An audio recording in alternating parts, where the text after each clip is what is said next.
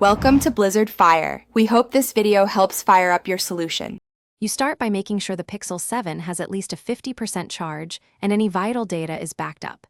This protects you if the reset takes longer. Power the device off using the power menu or hold power plus volume up until it shuts down. Once off, press and hold power and volume down to enter bootloader. This is necessary to reach recovery mode. If you plan to sideload or use a PC, have a USB-C cable ready before proceeding.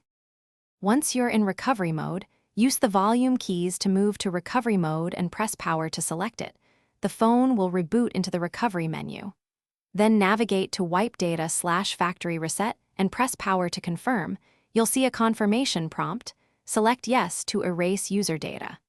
This removes apps and settings to resolve software issues. The system image is preserved so you won't lose updates. Make sure you really want to erase personal files before confirming.